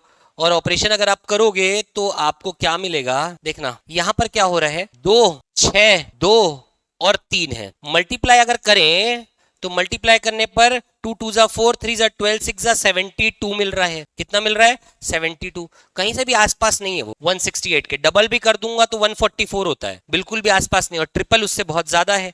तो यहां पर ना मल्टीप्लाई करने से तो काम नहीं हो रहा। यही चीज यहां पर भी कर लो। 3 पंचे 15 दूनी 30 हुआ। 2 अच्छा यहां तो नहीं कर सकते, उसका तो अननोन है। तो ना मल्टीप्लाई करने से काम हो रहा है ना कुछ। ऐड करते हैं चलो। 2 प्लस 6 प्लस 2 प्लस 3। ठीक, कितना होगा? तो 2 और 6 8 8 और 2 10 10 और 3 13। अच्छा यहां ऐड करो। 3 और 5 और 1 और 2 3 5 8 1 9 और 2 11। अच्छा अब खास बात देखना, अगर आप 13 का स्क्वायर कर दो कितना होता है, और अगर आप 11 का स्क्वायर कर दो कितना होता है। और अब गिवन नंबर को देखो क्या है, यहां पर दिया है 168 जो कि 169 से एक कम है। क्या ये लॉजिक यहां सेट हो रहा है? एक कम कितना हो गया, मिल गया आपको आपका आंसर। क्या हो जाएगा 2 + 3 + 5 + 4, 2 + 3 + 5 + 4, 2 3 5 5 10 10 और 4 कितना हो गया 14, और 14 का स्क्वायर कितना होता है, ये हो जाएगा आपका 195। ठीक, तो इसीलिए स्टार मार्क कराया कि कभी कभी ऐसे सवाल भी आते हैं, इसका भी ध्यान रखना है। मैंने लास्ट क्लास में तुम लोगों को एक टेबल प्रिपेयर करने को बोला था स्क्वायर्स और क्यूब का, किया है क्या आप लोगों ने? नंबर बनाने बोला था, एक साइड बोला था स्क्वायर लिखना, एक साइड बोला था क्यूब लिखना, है ना? फिर एक साइड बोला था स्क्वायर -1 क्यूब -1। जब उस चार्ट को आप रेगुलर देखते हो ना तो ये सारे नंबर ना डायरेक्ट दिखने लग जाते हैं कि ये 13 के स्क्वायर -1 है, ये 11 का स्क्वायर -1 है। वो पेज जो मैंने लास्ट क्लास में बोला था दैट इज वेरी इंपॉर्टेंट, अगर अभी तक नहीं बनाया है तो बनाओ, उसको रोज देखा करो, या जब भी मैथ्स पढ़ते हो एटलीस्ट तब देखा करो, क्योंकि वो सीरीज बहुत काम आने वाली है। अक्सर हम जो है वो इस तरीके के नंबर जो होते हैं ना, लेट से 4 9 16 25 उसके बाद 36, इनको तो आइडेंटिफाई कर लेते हैं, लेकिन इससे एक कम और एक ज्यादा में हमको बहुत दिक्कत होता है। एक कम कर दिया, ये हो गया 3 8 15 24 35, इनको आइडेंटिफाई करने में दिक्कत हो रहा है। लेकिन जब इसके साथ में देखते हो तो हाँ दिखता है, ये 2 स्क्वायर -1 3 स्क्वायर -1 4 स्क्वायर -1, इसीलिए मैंने बोला कि उस पेज को आप लोग जो है डेवलप करें, बनाएं। चलो आगे बढ़े क्या? फिर स्टार मार्क कर लेना, इस क्वेश्चन को याद रखना है आपको कि कभी कभी ये तरीका भी हो सकता है। नेक्स्ट क्वेश्चन, थर्ड ट्रायंगल के बीच में क्वेश्चन मार्क है ना, ठीक। नियम भूले नहीं, बाहर के नंबरों के ऑपरेशन से ही अंदर का नंबर बनेगा, नियम याद रखें, सबसे बन जाएगा। फिर कुछ अलग नहीं करना है, पहले यही नियम का अनुसरण करना है, बाहर के नंबर के ऑपरेशन से अंदर का नंबर बनेगा। क्या लॉजिक हो रहा है देखो, आ जाएगा आंसर। उसी डायग्राम में मत लिखो ना यार तुम लोग, फिर नेक्स्ट टाइम रिविजन करोगे तो फिर अच्छे से रिविजन नहीं होगा। क्वेश्चन मार्क बनाओ, नेक्स्ट टाइम में लिख के, क्वेश्चन कहाँ है बेटा, क्वेश्चन ही नहीं लिखी, डायग्राम जैसा। हाँ, जिस दिन सही आंसर या जिस समय तुम्हारा सही आंसर आता है तुमको पता होता है तुम्हारा आंसर सही आया है, इसमें कोई डाउट नहीं है, लॉजिक पकड़ाएगा, आंसर सही आएगा। चलो करें क्या, नियम वही है हमारा, बाहर के नंबरों के ऑपरेशन से अंदर का नंबर आएगा। अब इस बार थोड़ा सा तुमको क्या कर दिया, इस तरफ नंबर ही नहीं दिया है, डरने वाली बात नहीं है, नियम अभी भी वही लागू होगा। बाहर के नंबर के ऑपरेशन से अंदर का नंबर आएगा, तो 2 और 3 के साथ क्या करोगे कि 3 आ जाए, तो 2 × 3 कितना होता है 6, और उसका आधा कर दिया जाए तो 3 देखने को मिलता है। ठीक उसी प्रकार 5 चौक कितना होता है 20, और उसी का आधा कर दो तो अंदर देखने को मिल रहा है 10। उसी प्रकार से 6 पंचे 30 का आधा कर दो कितना हो जाएगा 15। करेक्ट आंसर होगा हमारा 15। डायग्राम में ही 15 मत लिख दीजिए वरना रिवीजन के टाइम ना आपको कुछ समझ नहीं आएगा भाई, ये कुछ काम का नहीं रहेगा। नेक्स्ट क्वेश्चन, स्टार मार्क कर ले, स्टार मार्क कर ले, आगे ना, वेरी गुड, आगे वेरी गुड वेरी गुड। नहीं क्यों बोली थे, मैं नहीं समझ। यहाँ 3 4 5 था, ठीक, यहाँ 13 है, ठीक, यहाँ क्या बोल 13 कैसे, लॉजिक से 7 कैसे, बहुत बढ़िया। सभी बच्चे कुछ ना कुछ एफर्ट तो डाल रहे हैं यार, बहुत बढ़िया, आप एफर्ट डालते रहिए, कभी ना कभी आंसर आएगा, क्लिक करेगा, very good very good. 8, very good. चलो करे क्या, चलो सभी बच्चे ध्यान दे भाई, इस क्वेश्चन में देखो अंदर कुछ है क्या, अंदर कुछ नहीं है, और तो बाहर के नंबरों के ऑपरेशन से अंदर वाला नंबर आएगा, ये वाली कहानी तो खत्म हो गई ना। कोई बच्चा कंफ्यूज तो नहीं है इसमें, अंदर का नंबर ढूंढने मत लग जाना, नहीं है तो लिखने मत लग जाना भाई, बना रहे हो जबरदस्ती तुम कि 3 5 8 4 12 होगा, यहाँ पर भी कुछ ऐसा नंबर तुम क्रिएट, नहीं, जो नहीं है जबरदस्ती घुसाओ मत उसको। अब ये क्वेश्चन ना बड़ा ही सिंपल है, क्यों बड़ा सिंपल है भाई, क्योंकि यहाँ पर आप फिगर को ध्यान दीजिए, आपको कुछ याद आएगा, हिंट है यहाँ पर। क्या है हिंट, फिगर देखो ना कायदे से, क्या है ये फिगर, ट्राइंगल तो है, बट ट्राइंगल में कौन सा ट्राइंगल है, राइट एंगल ट्राइंगल। क्या है ये भी, right angle triangle, right angle triangle. और अगर ज्योमेट्री हो गई है, ठीक है, तो right angle triangle, right angle triangle जैसे ही दिखता है ना, एक आदमी याद आ जाता है, कौन, पाइथागोरस, ये व्यक्ति का नाम है, और इसने ना एक प्रमेय दिया था, एक थ्योरम दिया था, which is known as Pythagoras theorem. What is Pythagoras theorem, क्या कहता है पाइथागोरस प्रमेय, ऐसे नहीं सोच के थोड़ा सा, पाइथागोरस थ्योरम किसके लिए होता है, राइट एंगल ट्राइंगल। तो जब भी आपसे कोई पूछे ना कि व्हाट इज पाइथागोरस थ्योरम, तो आप ऐसे चालू करेंगे कि एक समकोण त्रिभुज में नहीं, इसमें समकोण त्रिभुज में, in a right angle triangle, in a right angle triangle. अब आप लोग जो कह रहे हैं वो बात कि भाई h² is equal to p² plus, no doubt इसमें। लेकिन जब मैं आपसे पूछता हूं कि यहां पर बताओ मेरे को ये क्या है, ये क्या है, ये क्या है, सबसे पहले डिफाइन करना पड़ेगा, देख कहां से देख, अगर ये थीटा है, अगर ये थीटा है तो लंबे वाले साइड के साथ जो भी साइड थीटा एंगल फॉर्म कर रहा होगा दैट इज बेस, तो अब बनेगा ये बेस, ये अगर थीटा है तो ये बेस है, और ये क्या हो जाएगा परपेंडिकुलर। देखो ये जो है ना, ये ऐसा नहीं कि इससे आंसर में फर्क पड़ता, नहीं आंसर में तो फर्क नहीं पड़ता, लेकिन ये सोच बताता है तुम्हारी कि तुम कितने इंटेलेक्ट हो, तुम कितने बुद्धिजीवी हो। बात समझ में आ रहा है? तो यहाँ पर थीटा डिफाइन करना भी बहुत जरूरी होता है, तब आप बोलोगे कि भाई this is base, this is perpendicular. वरना तुमने तो बचपन से यही सीखा है कि सबसे बड़ा वाला क्या होगा, हाइपोटेन्यूज, एक को लंब ले लेना, एक को आधार ले लेना।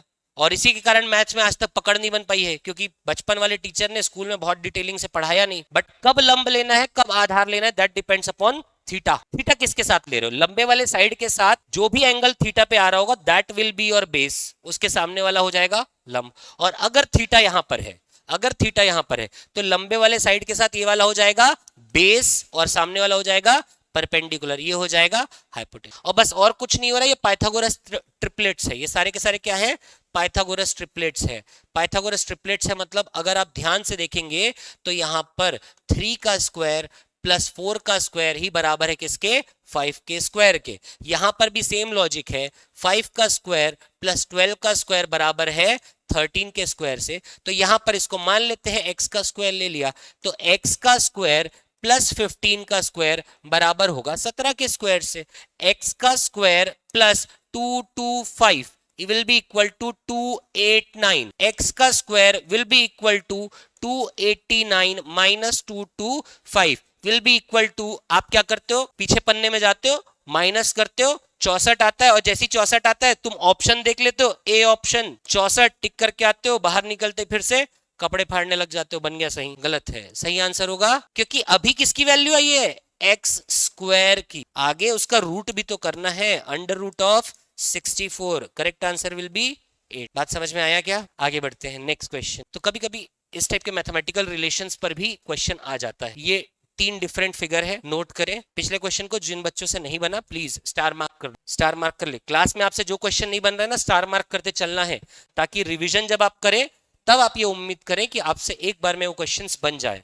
1 8 27 64, 8 27 64, 1 25, थर्ड वाले सर्कल के बीच में क्वेश्चन मार्क है, बाहर वालों के ऑपरेशन से ही अंदर वाला नंबर आएगा। ठीक है, वेरी गुड वेरी गुड। फिर फिगर में लिख दिया रिवीजन में 8, अच्छा पिछला ठीक 0 64, वही तो है, वही चीज तो। आप क्या कर रहे हो, आप बोल रहे हो कि p square is equal to h square minus b square. सही, क्या गलत है? पाइथागोरस की एक ही आइडेंटिटी थोड़ी ना है, 22 लिखा है क्या बेटे? चेक कर फिर से। चलो करे क्या, बहुत सारे बच्चों का आंसर आ गया है, और उनका आंसर इसलिए आया है क्योंकि उनको ना स्क्वायर्स और क्यूब्स पहचानना आता है। और जिनका आंसर नहीं आया है ना, जिनका आंसर नहीं आया है, मेरी बात को ध्यान देना, वो आज ही 1 से लेकर 20 तक के स्क्वायर्स याद कर लो, और 1 से लेके हो सके तो 20 तक के क्यूब्स याद कर लो। जिनका ये क्वेश्चन नहीं बना है और जिनका ये क्वेश्चन बन गया है, उनका स्क्वायर और क्यूब अच्छा है। मेरी बात को ध्यान से सुनो, नहीं बना स्क्वायर और क्यूब आज जाकर के याद कर लो, कम से कम एक कागज में लिख लो, एक कागज में लिख लो। और ये थोड़ा आपको स्टुपिडिटी लगेगा, लेकिन वॉशरूम में एक जगह चिपका लो, जहां पर तुम रोज सुबह 5 मिनट देते हो ना, वहां चिपका लो, एक नजर रोज वहां पर देना।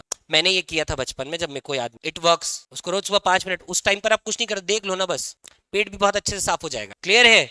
क्योंकि स्टडी टेबल में ऑलरेडी तुम्हारे 10 ठुक चीजें चिपकी होंगी, बहुत सारों का मैनिफेस्टेशन होगा रैंक 1, तो रैंक 1 भी चिपका होगा। चिपका है कि नहीं चिपका है?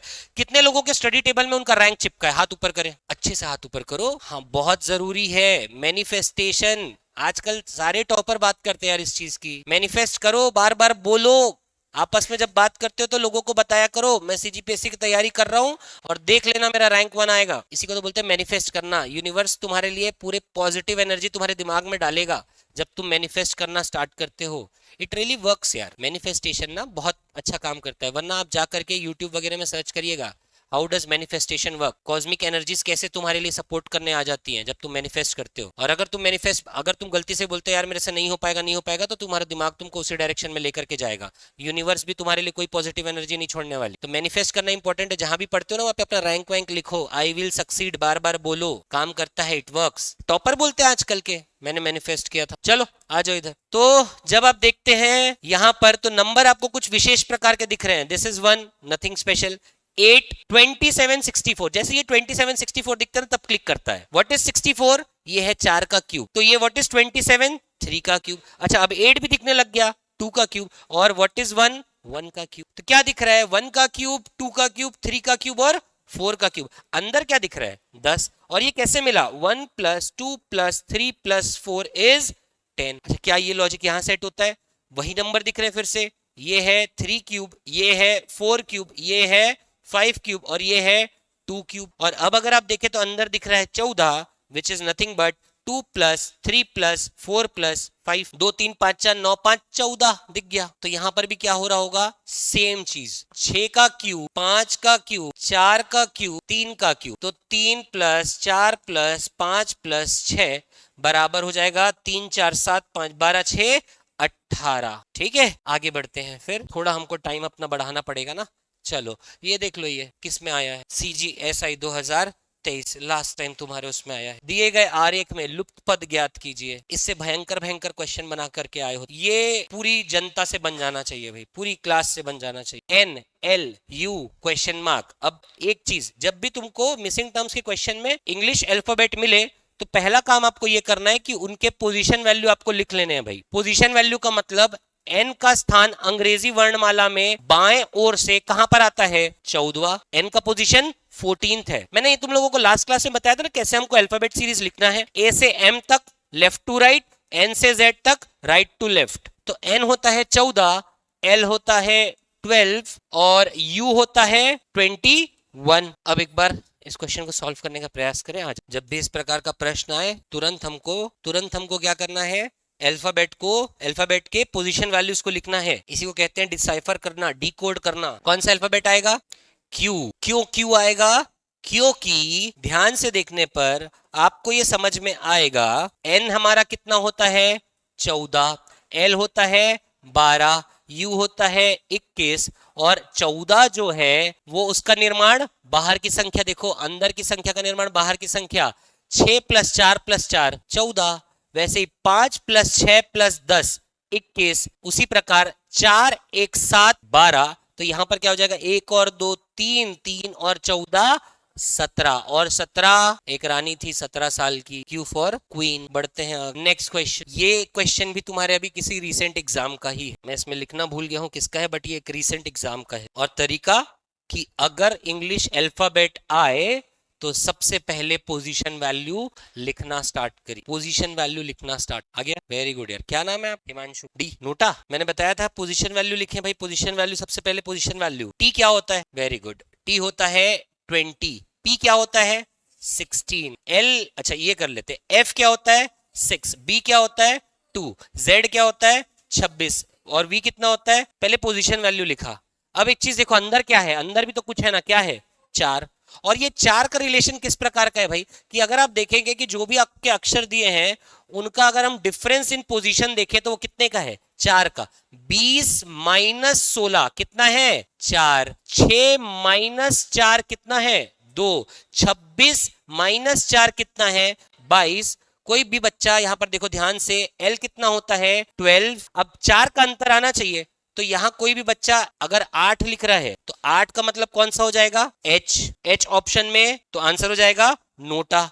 लेकिन कुछ बच्चे जबरदस्ती आंसर लाने के लिए ना यहां पर 8 ना लिख करके यहां पर वो सोचते हैं कि 16 भी तो हो सकता है, क्योंकि 16 और 12 का अंतर क्या है 4 का। अच्छा 16 का मतलब क्या हो जाएगा, पी भी नहीं है तो भी नोटा ही करोगे, ठीक है आंसर तो सेट हो जाएगा। लेकिन एक चीज समझना, पहला वाला बड़ा है दूसरे वाले से, तो ये वाला जो होगा ना वो बड़ा होगा इससे, तो यहाँ पर 16 का चांस नहीं है। अभी ऐसा हो रहा है कि किस्मत से हमारा नोटा सेट हो रहा है, आंसर आ रहा है, बट यहाँ पर एग्जैक्टली 16 नहीं आएगा, ये फिक्स है कि 8 ही आएगा। क्लियर है, पक्का। चलो आगे बढ़ते हैं, ये अभी रिसेंट किसी एग्जाम का है। नेक्स्ट, ये एकदम जादू टोना वाला डायग्राम दिख रहा होगा, आप देखा है ऐसा ऐसा चिन्ह बने रहते हैं जादू टोना या कुंडली उंडली में। अभी तो तुम लोगों को जरूरत नहीं पड़ी है तुम्हारी कुंडली उंडली बनाने की, 2-3 साल में अच्छा परफॉर्म कर लो, रैंक वैंक ले लो, फिर बन जाएगा। आप में से कोई मैरिड नहीं, कोई भी नहीं, ठीक, कोई प्रेशर नहीं। मतलब ये पीएससी का आया हुआ प्रश्न है भाई 2018-19 में। हिमांशु आंसर है, आ गया, ठीक, आगे नहीं है, करते रहे प्रयास कर ना। एक सेकंड ना, एक सेकंड, क्या, very very good very good. आ जाता है तो पता होता है ना, यही है। अच्छा कभी कभी क्या होता है कि हम ना क्वेश्चन में इतना ज्यादा एफर्ट डाल देते हैं कि सिंपल सा कैलकुलेशन रहता है और हमसे बन नहीं पाता, हम बहुत एफर्ट डाल देते हैं। तो कभी कभी एफर्ट डालने के बाद भी अगर आंसर ना आए, हंसते खेलते उसको छोड़ देना, बाकी क्वेश्चन में जाना,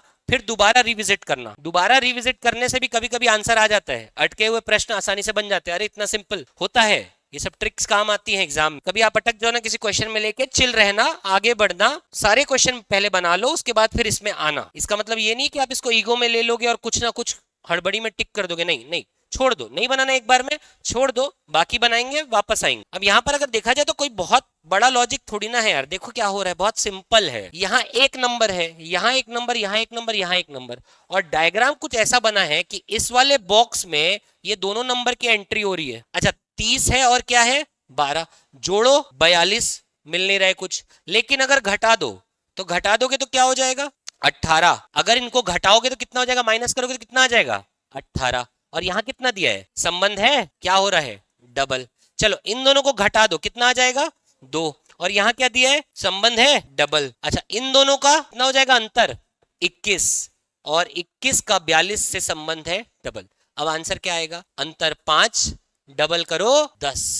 बहुत सिंपल, जिनसे नहीं बना स्टार मार्क कर लेना। अंतर का डबल। आगे बढ़ रहे हैं नेक्स्ट। मेरा उम्मीद है कि पूरी क्लास से बनेगा ये जितने क्वेश्चन ये इस टाइप के तुमको व्हाइट बैकग्राउंड में दिख रहे हैं ना, ये लगभग सभी किसी ना किसी एग्जाम में आए हुए क्वेश्चन है, जिनको मैं सीधे क्वेश्चन पेपर से क्रॉप करके निकालता हूँ। अगर आप इस प्रकार के क्वेश्चन सॉल्व कर पा रहे हैं तो बधाई, आप PYQ सॉल्व कर पा रहे हैं। सब ठीक है कैसे? हाँ नहीं, इधर भी वही हो रहा है, लॉजिक सेट है लेकिन ना उससे भी बेटर है। नहीं मैं अभी ये चीज चेक किया, बोल गलत नहीं रही। और देखो और देखो, देख ऑप्शन में तो नहीं है ना बेटा, वो आंसर जो आप कह रहे हो ऑप्शन में नहीं है, हमको ऑप्शन में से ही लाना है। हाँ क्या यार, ठीक ठीक ठीक। ऑप्शन बी, कितने लोगों का ऑप्शन बी है डाउन, कितने लोगों का ऑप्शन के अलावा कुछ और आंसर आया है, क्या आया है 28 28 28, बाकी 28 वाले हो ना, 28 तो नहीं है बेटे, इसका मतलब हमारा लॉजिक गलत है। सेट हो रहा है नो डाउट, लेकिन ऑप्शन में नहीं है। देखो बच्चे लोग क्या बोल रहे हैं, जिनका सही आंसर है उनको तो पता है। अब अटक कहाँ है बच्चे, देखो क्या कर रहे हैं, 5 और 4, 5 और 4 को ऐड कर रहा है, कितना आ गया 9। अब बच्चे क्या कर रहे हैं, 9 का डबल कर रहे हैं, कितना हो गया 18, और उसमें 2 जोड़ रहे हैं, कितना हो रहा है 20। वही लॉजिक यहाँ भी फॉलो हो रहा है। 3 और 8 का 11, 11 का कर दिया डबल हो गया 22, उसमें 2 जोड़ दिया आ गया 24। 9 और 4 को जोड़ दिया हो गया 13, 13 का कर दिया डबल हो गया 26, और 26 में 2 जोड़ दिया 28। पैटर्न सही है बट वो ऑप्शन से मैच नहीं कर रहा, इसका मतलब कुछ और लॉजिक है।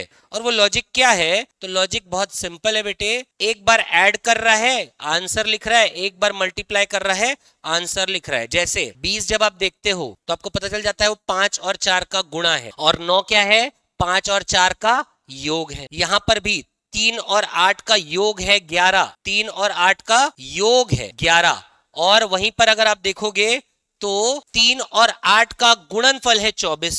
ठीक उसी प्रकार 9 और 4 का योग है 13, और 9 और 4 का गुणनफल होता है 36, जो कि हमारे दिए गए ऑप्शन से मैच करता है। करेक्ट आंसर हो जाएगा हमारा 36। क्लियर है? उसने जानबूझ के इसीलिए ना 28 ऑप्शन नहीं दिया है, ताकि बच्चे कंफ्यूज मत हो जाए कि 28 होगा कि 36 होगा। Correct answer is 36। आगे बढ़ते हैं नेक्स्ट क्वेश्चन 184 ऑप्शन में है भी। चलो करें क्या, चलो देखो भाई बहुत सिंपल तरीके से समझाता हूँ इसको। इस क्वेश्चन में देखा जाए तो यहाँ पर जब आप कंपेयर करोगे तो कंपेयर करने से कुछ मिलता नहीं है। पहले आपस में आप एक बार रिलेशन ढूंढोगे जो आसानी से मिल नहीं रहे, तो फिर आप सोचते हो कि हम डायग्राम टू डायग्राम, यानी 7 की तुलना 8 से, 8 की तुलना 21 से, 16 की तुलना 12 से, 12 की तुलना 25 से, तो कुछ मिल नहीं रहा इसमें। इसका मतलब ये कि आंसर तो विद इन द नंबर्स ही है, हमको इन्हीं का कुछ करना पड़ेगा हमारा आंसर लाने के लिए। ठीक है, इन्हीं डायग्राम्स में कुछ करना पड़ेगा। अब देखो 7 और 16 में ऐसा क्या किया जाए कि 207 आ जाए। ठीक है, तो ये आप क्या करो, मल्टीप्लाई करने से नहीं आ रहा है, ठीक है,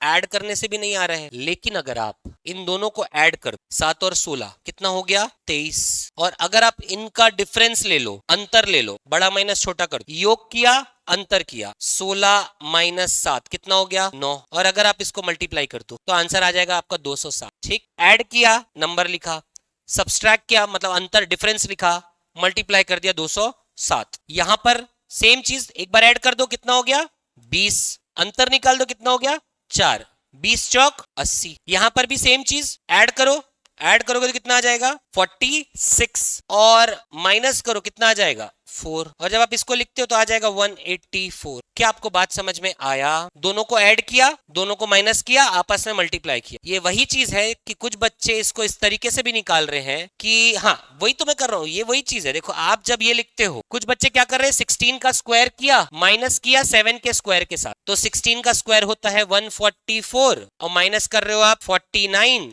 तो रिजल्ट आ रहा है कितना, सॉरी हाँ 16 का स्क्वायर 144, सॉरी यार मैं 12 का स्क्वायर लिख दिया हूं। ये है कितना 16 का स्क्वायर 256, माइनस कर रहे हो 49 के साथ तो आ रहा है आपके पास कितना 207। ये अलग मेथड थोड़ी ना यार, कायदे से देखो 16 का स्क्वायर माइनस 7 का स्क्वायर, ये a square minus B square है ना, तो ये क्या हो जाएगा 16 प्लस 7 इंटू 16 माइनस 7। वही तो मैं बोल रहा हूं, एक बार ऐड करना एक बार माइनस करना, दोनों को मल्टीप्लाई करना। तो स्क्वायर वाले कुछ अलग नहीं कर रहे हो, वही चीज है, एक बार ऐड किया एक बार माइनस किया, दोनों को आपस में मल्टीप्लाई किया, आंसर आ गया। बढ़े आगे नेक्स्ट। अब ये क्वेश्चन थोड़े से परेशान करते हैं टेबल वाले, कुछ बहुत आसानी से बन जाते हैं, कुछ बहुत परेशान करते हैं टेबल वाले क्वेश्चन हमको। इसमें भी ऑब्जर्वेशन बहुत इंपॉर्टेंट है, संख्याओं को ऑब्जर्व करना। पहला क्वेश्चन बहुत इजी दिया है आपको ताकि आप ना अटके, बहुत इजी, आपका कॉन्फिडेंस बढ़ जाए इसलिए ये क्वेश्चन दिया है, और लगभग सभी से बन भी जाएगा ये question. Observation is very important, column wise observe करना, रो वाइज ऑब्जर्व करना। चलो ऐसे क्वेश्चन में जब आप देखते हैं तो ऑब्जर्व करना बहुत इंपॉर्टेंट है, ठीक है। कैसे? आप इस कॉलम वाइज ऑब्जर्व करोगे तो आपको कुछ एक खास बात देखने को मिलेगा। क्या खास बात देखने को मिल रहा है कि हर एक कॉलम में एक बड़ा नंबर है, एक कॉलम में क्या है, एक बड़ा नंबर दिख रहा है, और बड़ा नंबर अक्सर किससे बनता है, छोटे नंबरों के ऑपरेशन से। तो ऐसा क्या करे कि 36 बन जाए इनके साथ, तो आंसर बहुत सिंपल है, हम क्या कर दे मल्टीप्लाई। 3 2 जा 6, 6 6 जा 36, 4 5 जा 20, 20 इंटू 7 140। वही लॉजिक यहाँ भी, 9 2 जा 18। अब 18 में कितना मल्टीप्लाई करूं कि 18 आ जाए, इंटू 1 करो, यानी यहाँ का नंबर क्या है 1। Correct answer will B 1। ये बहुत सिंपल सा केस इसलिए दिया है ये बताने के लिए कि ऑब्जर्व करना स्टार्ट करो। टेबल वाले क्वेश्चन को सॉल्व करना है, ऑब्जर्व करिए। ऑब्जर्वेशन में अगर ये मिलता है कि हाँ हर एक कॉलम के पास एक बड़ा नंबर है, इसका मतलब वो बाकी कॉलम के नंबरों के ऑपरेशन से ही बन रहा होगा। ये एक छोटा सा प्रिंसिपल सेट कर लो अपने दिमाग में। टेबल वाले क्वेश्चन में ऑब्जर्व करना बहुत इंपॉर्टेंट है, वरना अक्सर एग्जाम में टेबल वाला क्वेश्चन सबसे ज्यादा अटकता है बच्चों से। वो गोल फिगर ट्राइंगल ये सब बना लोगे तुम, अक्सर ये क्वेश्चन अटकते हैं। एक सिंपल से क्वेश्चन से स्टार्ट किया है, याद रखना ऑब्जर्व करना है, या तो कॉलम वाइज, कॉलम मतलब ऐसा, कभी कभी रो वाइज ऑब्जर्व करना पड़ सकता है, ठीक है। चलो नेक्स्ट क्वेश्चन देखो। Observation is very important. हम अभी सिंपल क्वेश्चन करेंगे शुरू में 3-4, फिर धीरे से लेवल बढ़ाएंगे, ठीक। कितना? ठीक 8 गलत। 8 वैसे ऑप्शन में जरूर रखता मैं, ये ऑप्शन 8। हाँ ठीक ठीक ठीक ठीक ठीक ठीक ठीक 64 एकदम सही आंसर है, सही आंसर। अब देखो भाई इस वाले क्वेश्चन में क्या खास बात है, सभी नंबरों को ध्यान से देखो तुम लोग। सभी नंबर कुछ कह रहे हैं, क्या कह रहे हैं भाई कि हम क्या हैं, हम स्क्वायर्स हैं। ये किसका स्क्वायर है, ये 5, ये 1 2 3 4। अच्छा पकड़ो तो 2 3 4 5, 1 2 3 4, ये है 5, ये है 6, ये है 7, तो ये होगा। और 8 आंसर नहीं, 8 का स्क्वायर आंसर है, आंसर होगा ए ऑप्शन। क्या रखते इसका हम 8। बच्चे फिर से वही एग्जाम हॉल के बाहर निकल के कपड़ा फाड़ने लग जाते, सही है और क्या हो जाता गलत। नेक्स्ट, बहुत बढ़िया। Observation is very important. और जब आप इस क्वेश्चन को देखते हैं तो ऑब्जर्व करते हैं कि भाई कहीं पर भी कोई बड़ी संख्या तो दिख ही नहीं रही है, बट और ध्यान से जब आप देखते हैं तो आपको एक चीज समझ में आता है यहाँ पर कि अगर आप इस कॉलम को देखेंगे ना, कॉलम मतलब ऐसा, इस कॉलम को देखेंगे तो इसकी सारी वैल्यूज इस कॉलम से ज्यादा है, इस कॉलम से ज्यादा है। और सेम चीज आप इस कॉलम को जब देखते हैं, इन दोनों कॉलम को एक साथ, तो आपको देखने को मिलता है कि ये कॉलम की वैल्यूज इस कॉलम से ज्यादा है, तो कॉलम वाइज ऑपरेशन कर सकता है। सेम चीज रो में कोई बच्चा देख रहा हो तो रो में भी दिखता है वही चीज। तो आपको क्या दिखता है कि 9 से 8 हो गया, 8 से 7, 6 से 5, 4 से 3, एक कम एक कम एक कम और एक कम। यहां पर अगर आप ध्यान देंगे तो अब आपको दिखता है 2 कम 2 कम 2 कम, तो यहां भी क्या हो जाएगा 2 कम, और 2 कम करने पर 3। कोई बच्चा हो सकता है कि वो रो वाइज ऑपरेशन कर रहा हो, उसमें भी रिजल्ट सेम आना है, ठीक है। आगे बढ़ते हैं। जब भी छोटे छोटे नंबर आपको दिखे, सिर्फ छोटे छोटे, तो generally column two column operation कर रहा है या रो टू रो ऑपरेशन कर रहा है। हम आगे बढ़ते हैं नेक्स्ट, थोड़ा अब मॉडरेट लेवल, इसके पहले इजी इजी कर दे, थोड़ा सा moderate. Observation is very important, observe करिए ध्यान से, देख कुछ क्लिक करेगा। 4 7 5 15 3 38 5 क्वेश्चन मार्क 3, ठीक, वेरी गुड। चलो भाई क्या हो रहा है, ऑब्जर्व करिए, ऑब्जर्व। आप अगर देखेंगे तो इस बार ना रो वाइज ऑब्जर्व करना ज्यादा बेटर है। हर एक रो को ध्यान से देखो, इसको इसको इसको। जब आप इन दोनों रो को देखते हैं तो आप एक चीज रियलाइज करते हैं कि 2 छोटे नंबर है और एक बड़ा नंबर है, 2 छोटे नंबर है और एक बड़ा नंबर है। मैंने आपको बताया है कि छोटे नंबरों के ऑपरेशन से ही बड़ा नंबर बनता है। छोटे नंबर के ऑपरेशन से कैसे भाई, 4 और 3 है तो 4 और 3 के साथ क्या करो, तो 4 तिया, अब 12 में कितना जोड़ोगे कि 15 आएगा, तो 4 तिया 12 में 3 जोड़ा आ गया कितना 15। यहां देखो तो 7 पंचे और 35 में कितना जोड़े 3, तो आ जाएगा कितना 38। यही नियम यहां लगा दो, 5 गुणे 3 धन 3, तो 5 दिया 15 3 18, हमारा सही आंसर होगा 18। ठीक, नेक्स्ट आगे बढ़ते हैं। अगला स्टार मार्क कर ले, क्वेश्चन स्टार मार्क कर ले, ये किसी एग्जाम में आया हुआ प्रश्न है। 42 21 22 जाना है क्या बेटे? जाओ जाओ, जिनका टेस्ट है जाना है, जाओ जाओ। कितने बजे से? जाओ जाओ। काय का एंशिएंट हिस्ट्री वाला? ठीक है जाइए, जिनका टेस्ट है भाई जाना है, जा सकते। आया क्या आंसर? नहीं, स्टार मार्क इसलिए कराया था क्योंकि ये क्वेश्चन हो सकता है आपसे अटकेगा। अच्छा, कुछ लोगों का ना हो सकता है कि एक पैटर्न मिला है बट वो ऑप्शन से मैच नहीं कर रहा है, हो रहा होगा। बहुत बढ़िया क्वेश्चन है ये, बढ़िया तो नहीं बोलना चाहिए, हाँ बच्चों से सॉल्व नहीं होता ये। काफी माथा फोड़ने के बाद मेरा भी आंसर आया था। चलो डिस्कस कर लेते भाई, इस पे टाइम वेस्ट ज्यादा नहीं करते। देखो हो क्या रहा है यहाँ पर, लगभग लगभग एक ही प्रकार के नंबर दिख रहे हैं, कोई बहुत बड़ा नंबर भी नहीं दिख रहा है और बहुत छोटा नंबर भी नहीं दिख रहा है। और इस क्वेश्चन के पीछे क्या रीजन है? देखो यहाँ पर ना ये 42 का कर रहा है डबल, कितना हो जाएगा? 84। 42 का क्या किया? डबल किया, यहाँ वाले नंबर को डबल किया। और यहाँ वाला जो नंबर है ना आपका 22, जो नंबर है आपका 22, तो 22 के ना अंकों का योग किया, 2 और 2 कितना हो गया? 4, और फिर उसको डिवाइड कर दिया किससे? 84 से। फिर यहाँ पर 22 और 22 का क्या किया इसने? 2 + 2 कितना हो गया? 4, और फिर 84 को 4 से डिवाइड किया, आ गया कितना? 21। सेम कॉन्सेप्ट पे 162 को किया डबल, विच इज 324, और जो 99 है, 99 के अंकों का योग किया, 9 और 9 18, और फिर इसको भाग दिया 324/18, तो हमें भागफल मिला 18, यहाँ पर है 18। ठीक उसी प्रकार अब हम लॉजिक मिल गया है तो इसको अप्लाई करते हैं, इनटू कर दीजिए, तो ये हो जाएगा 156, और 8 और 4 हो जाएगा कितना? 12। 8 और 4 8 धन 4 कितना हो जाएगा? 12, और 12 को जब आप डिवाइड करेंगे तो आ जाएगा आपके पास कितना? 13। 8 और 4 8 धन 4 ये हो जाएगा 12, और जब आप 156 को 12 से डिवाइड करते हैं तो आ जाएगा आपके पास कितना?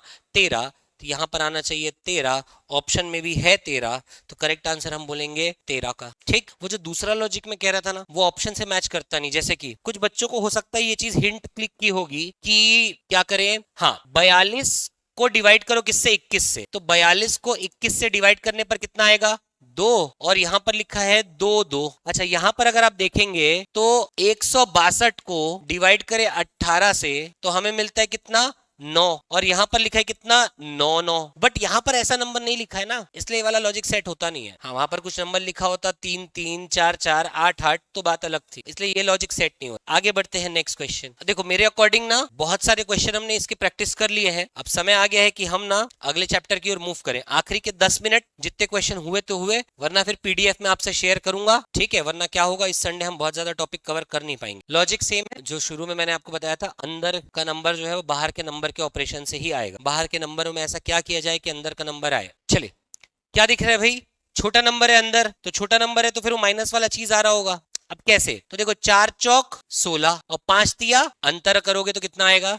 1। 6 अट्ठे 48, 6 सत्ते 42, अंतर करोगे तो 6, तो 5 अट्ठे 40, और यहां पर कितना दिया है? 10। तो यहां पर एक ऐसा नंबर आएगा जिसका गुणा करेंगे फिर उन दोनों का अंतर बनेगा 10 का। अब यहाँ पर कंफ्यूजन हो सकता है कि भाई यहाँ पर क्या आएगा। कुछ बच्चों को लगेगा कि यहाँ पर 10 आ सकता है, ताकि 5 और 10 का गुणा करने पर कितना हो जाएगा? 50, और अंतर लेने पर आ जाएगा 10। कुछ बच्चों को यह भी लग सकता है कि 10 नहीं आएगा, यहाँ पर 6 आएगा, ताकि 5 छक्के कितना हो जाएगा? 30, और फिर से अंतर हो जाएगा कितना? 10। तो अब सवाल ये उठता है कि 10 आएगा कि 6 आएगा। तो ऑब्जर्वेशन, नीचे वाला नंबर ऊपर वाले नंबर से बड़ा है, यहां पर भी नीचे वाला नंबर ऊपर वाले नंबर से बड़ा है, नीचे वाला नंबर ऊपर वाले नंबर से बड़ा है, तो इसीलिए यहां पर डेफिनेटली क्या आएगा? 6 आएगा, ना कि 10। तो कंफ्यूज नहीं होना है, 10 और 6 में करेक्ट आंसर विल बी 6।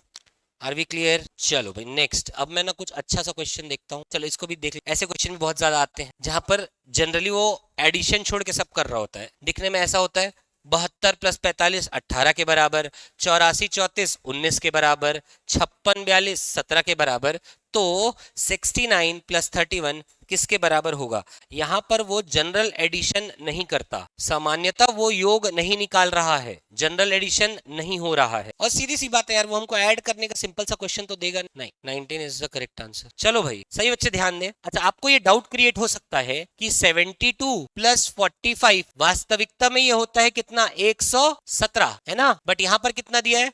18। 84 और 34 इसको जब आप ऐड करेंगे तो ये होता है 118 और यहां दिया कितना 19। तो कुछ लोग ऐसा लॉजिक लगा रहे होंगे कि 17 और एक ये हो गया 18, 18 और एक ये हो गया 19। लेकिन इसी लॉजिक से आगे बढ़ो तो ये 56 और ये 42 और इसको अगर ऐड करोगे तो हो जाएगा कितना 98। और अब बोलोगे कि 9 8, यहां पर तो ये सेट नहीं हो रहा ना, पहला डिजिट जोड़ना, ठीक है। तो इसका मतलब ये लॉजिक जो है हमारा एकदम सही नहीं है। तो हो क्या रहे, तो ये ना वास्तविकता में अंकों का योग निकाल रहा है। ये 72 प्लस 45 नहीं कर रहा है, ये क्या कर रहा है, ये 7 धन 2 धन 4 धन 5 कर रहा है। तो 7 2 9 4 13 5 18 यहां देखने को मिलता है। 8 धन 4 धन 3 धन 4 8 4 12 3 15 4 19 यहां देखने को मिलता है। और ठीक उसी प्रकार 5 धन 6 धन 4 धन 2 यहां पर हमको 17 देखने को मिलता है। तो यही चीज यहां लागू कर दीजिए। 69 प्लस 31 का मतलब है 6 प्लस 9 प्लस 3 प्लस 1। तो 6 और 9 15, 15 3 18 और एक हो जाएगा कितना 19। ये इसका करेक्ट आंसर होगा। ठीक है, इसी तर्क पर आधारित एक और क्वेश्चन है, ये आया था सीजीपीएससी 2017 में। जल्दी से सॉल्व करें और आपसे बन जाएगा। वेरी गुड, वेरी आगे आंसर सभी का 2017 में आया था भाई। 6 और 7 और ये सामान्यता तुमको मल्टीप्लाई करने नहीं बोल रहा है। 6 सत्ते होता है कितना 42, 3 गुणित 5 15, 5 गुणित 8 होता है 40। तो 7 पंचे क्या होगा 35। अब ध्यान दो, 42 में क्या लिख दिया है 2, 15 में क्या लिख दिया है 5 और 40 में लिख दिया है 0। तो यहाँ क्या लिखा जाएगा, ध्यान दिया जाए तो वो इकाई के अंक को बस लिख रहा है, आंसर आ जाएगा 5। आगे बढ़े नेक्स्ट। अब सीजीपीएससी 21-22 मैं बार बार बच्चों को कहता हूं कि मैथ्स का सिलेबस और रीजनिंग का सिलेबस पूरा हो जाए ना, तो एक बार 2021 का पेपर, सॉरी 2021 में 2020 का पेपर हुआ था। तो सीजीपीएससी 2020, 21 और 22 ये 3 साल के पेपर के सीसेट उठा करके बनाओ। अगर पूरा हो जाए ना उसके बाद इन 3 पेपर को बनाना, क्योंकि ये पीएससी के इतिहास में, आयोग के इतिहास में सबसे टफेस्ट पेपर रहे। और इन पेपर के जो सीसेट, जीएस तो अपने आप में टफ था, ठीक है, एक आध साल का इजी रहा होगा, बट सीसेट ये 3 साल के सबसे टफेस्ट है। तो इसके क्वेश्चन जब आते हैं ना तो थोड़ा ध्यान से बनाना है। और उसी साल का ये एक क्वेश्चन है उस टेबल का, बड़ा भयंकर क्वेश्चन है यार, इसमें कोई डाउट नहीं है। और मैं टाइम ज्यादा वेस्ट नहीं करता, मैं आपको एक्सप्लेन करता हूँ कि यहाँ पर हुआ क्या है, आप क्वेश्चन बस नोट करें। ऑब्जर्वेशन से हम जाएंगे तो हाँ, ऑब्जर्व करने पर आपका ऑब्जर्वेशन एकदम सही रहेगा कि कॉलम वाइज एक बहुत बड़ा नंबर देखने को मिल रहा है 1474, 149, 947। ये ऑब्जर्वेशन एकदम सही। अब हो क्या रहा है इसमें समझना, यहां पर सभी प्रकार का दिमाग लगाने के बाद, सब कुछ सॉल्व करने के बाद, ये ऐसे क्वेश्चंस थे ना कि टीचर लोगों को बनाने में 4 घंटे लग गए थे। इस पेपर पूरा बनाने में पास आप हो जाएंगे, 2 घंटे के पेपर में आप पास हो सकते हैं, एक बार चांस है, बट पूरा पेपर अगर बनाना है ना तो हमको 4 घंटे लगे थे। ये पेपर इतना टफ था। बहुत बुद्धि लगाने के बाद फिर ये समझ में आया कि यहां पर ना ये क्या लॉजिक लगा रहा है, तो 7 की घात 4 निकालो, 7 की घात, और जनरली इतना बड़ा एप्लीकेशन हम करते नहीं, हम स्क्वायर तक जाते हैं, हम क्यूब तक जाते हैं। 7 टू द पावर 4 कौन निकालेगा यार, बट निकालना पड़ा, इस क्वेश्चन को सॉल्व करना है। वो होता है 240 और फिर इस वैल्यू को इससे घटाया गया तो हमको प्राप्त हुआ 147। और मेरी बात को मानिएगा, ये क्वेश्चन पेपर में ये ऐसे क्वेश्चन सॉल्व कर पाना लेस देन 1% लोग, बहुत मुश्किल है। और अगर वो सॉल्व भी कर पाया होगा ना तो मेरी बात पे यकीन करिएगा, कम से कम 5 से 10 मिनट इन्वेस्ट करना पड़ा होगा, which is not at all good. आप अगर 10 मिनट 5 मिनट इन्वेस्ट करके क्वेश्चन का आंसर ला रहे तो आपने कोई बहुत अच्छा काम नहीं किया है, ठीक है। 1-2 मिनट दिया, बना ठीक, नहीं बना मूव किया आगे। सेम चीज 4 टू द पावर 4 के साथ क्या माइनस किया जाए कि ये आ जाए, तो आप कैलकुलेट करिएगा। और यहां पर क्या हो रहा है, तो ये 6 टू द पावर 4 रहेगा यहाँ, तो 6 टू द पावर 4 आ जाएगा 1296। बाद में इसको जब आप माइनस करेंगे तो आपको 340, सॉरी इसके साथ जब आप माइनस करेंगे तो आपको 947 मिलेगा। तो 4 to the power 4, 4 to the power 4 क्या होता है भाई, तो 4 स्क्वायर होता है 16, इंटू 4 हो जाता है 64, इंटू 4 करोगे तो कितना आ जाएगा 256। 256 में ऐसा क्या माइनस करें, सपोज x माइनस करें कि 149 आ जाए, तो हम इसको इस तरफ भेजते हैं, इसको इस तरफ, तो ये कुछ इस तरीके से दिखेगा कि x निकलेगा 256 माइनस 149। इसको जब आप माइनस करेंगे तो आ जाएगा 7, यहां पर आ जाएगा 0 और यहां पर आ जाएगा 1, तो 107 हमारा करेक्ट आंसर निकल करके आएगा। इसमें कोई डाउट नहीं है, एग्जामिनेशन हॉल में ये क्वेश्चन सॉल्व करना मुश्किल है, बन तो जाएगा बट कम से कम 10 मिनट लेगा। फिर भी हम डिस्कस कर रहे हैं इसको। मैंने बताया था कि टेबल वाले क्वेश्चन में हम पहले सिंपल फिर मॉडरेट टफ, ये टफ। नेक्स्ट आगे बढ़े। अब यहाँ से सिर्फ और सिर्फ पीवाईक्यूज आने वाले हैं, पुराने पुराने क्वेश्चंस आने वाले हैं, ठीक। और मैं ये लास्ट क्वेश्चन के रूप में आपसे डिस्कस करूंगा, फिर हम मूव करेंगे हमारे अगले चैप्टर की ओर, ठीक है। ये बहुत ज्यादा समय बचा नहीं और मुझे पढ़ाने की बहुत ज्यादा इच्छा है आपको, बाकी और टॉपिक कवर कराने की इच्छा है, एक ही टॉपिक में उलझ के नहीं रहना है। काफी कुछ सीख लिया हमने मिसिंग टर्म्स के लिए। इसके बाद ना एक मैथ्स का चैप्टर उठाएंगे, मैं आपको मैथ्स के अभी 2 चैप्टर उठा, time and work, pipes and system, साथ ही साथ लेकर के चलूं। यहाँ पर भी ऑब्जर्व अगर आप करेंगे, पीएससी 2022 और 23 का पेपर है, टफ है नो डाउट। ऑब्जर्व करेंगे तो ऑब्जर्वेशन में तो आप एकदम सही बैठने वाले हैं कि रो वाइज एक बड़ा नंबर देखने को मिल रहा है, तो यहाँ भी एक बड़ा नंबर देखने को मिलेगा, बट लॉजिक नहीं मिलता, क्या किया जाए।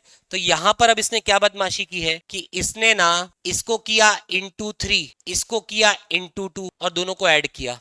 चलो 57 इंटू 3 जब आप करते हैं तो 7 3 21, तो रिजल्ट आता है 171, और 12 इंटू 2 करते हैं तो रिजल्ट आता है 24, आपको मिलता है ऐड करने पर 195, जो कि वहां लिखा। उसी प्रकार 73 को जब आप 3 गुना करते हैं और 19 को जब आप 2 गुना करते हैं और ऐड करते हैं तो आपको मिलता है 257।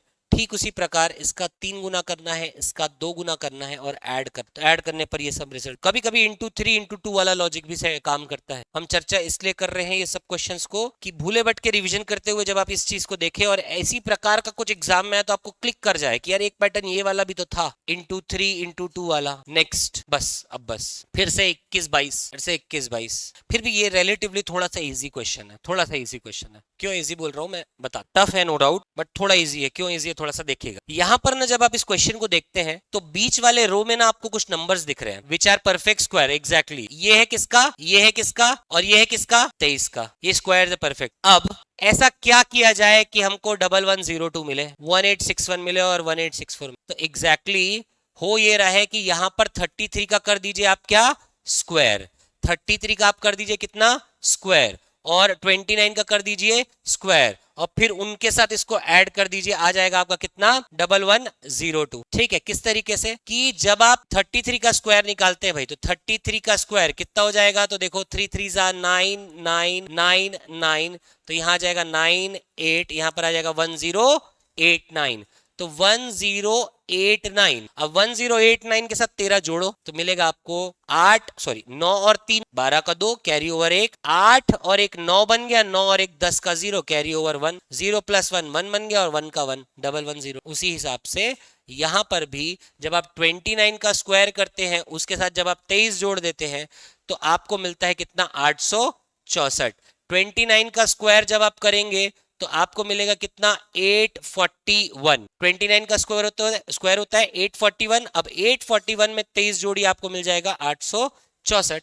तो ठीक उसी प्रकार कौन से नंबर का स्क्वायर 12 के साथ जोड़े कि हमको मिलेगा 1861। तो चलो करते हैं, x का स्क्वायर साथ में जोड़ेंगे 12 तो मुझे मिलेगा 1861। ठीक, और ऑप्शन में डेसिमल है नहीं तो परफेक्ट स्क्वायर है। x का स्क्वायर करेंगे तो 1861 माइनस हो जाएगा कितना, 12, और जब हम इसको सॉल्व करते हैं तो हमें मिलेगा 1849 x का स्क्वायर। ठीक, अब यहाँ पर स्क्वायर रूट निकालना कुछ लोगों के लिए बहुत डिफिकल्ट होता है और वो स्क्वायर रूट वाले के लिए कभी अगर भविष्य में संभव हुआ तो कुछ क्लासेस लेंगे, बट फिर भी मैं अभी एक शॉर्टकट मेथड में आपको समझाने का प्रयास करता हूँ कि हम कैसे जल्द से जल्द स्क्वायर रूट निकाल सकते हैं। देखो, स्क्वायर रूट के लिए कुछ बेसिक चीजें पता होना बहुत इंपॉर्टेंट है, विच इज 1 का स्क्वायर, 2 का स्क्वायर, 3 का स्क्वायर, 4 का स्क्वायर, 3 का स्क्वायर, 4 का स्क्वायर, 5 का स्क्वायर, 6 का स्क्वायर, 7 का स्क्वायर, 8 का स्क्वायर, 9 का स्क्वायर।